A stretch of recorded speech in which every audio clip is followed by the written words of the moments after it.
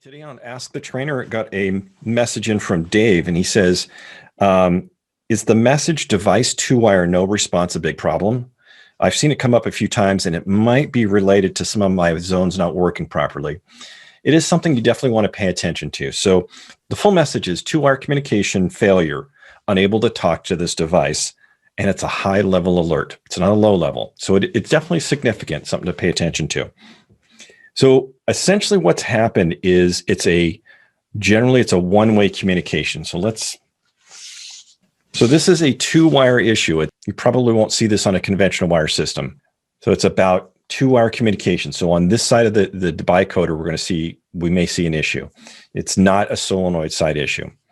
Since the controller has two-way communication, right? It's going to send information out and then expect a response back. More than likely, it's sent information out or a request and it hasn't gotten a response back. So that can be caused from a couple of different things. So it could be that the splices at the solenoid, or it could be that the splices on the bicoder are problematic. They're corroded or they don't have the correct splices. The correct splices we should be seeing at the bicoder are DBRY6 splices in the correct waterproof capsule. These are the only proper way to protect these, and that the only ones that meet specifications. Now, we send these with all the devices out there, and it is important that they're installed correctly. So if these are not installed correctly, or if you just used a regular wire nut, they're going to corrode and very likely going to cause a communication error.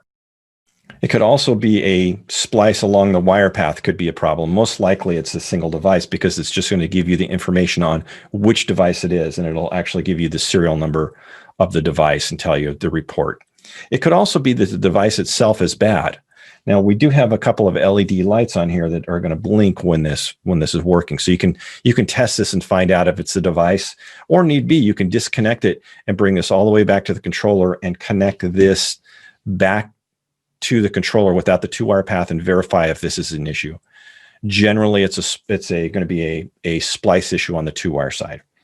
So this is going to result in some erratic operation. So your bicoder may not respond at all.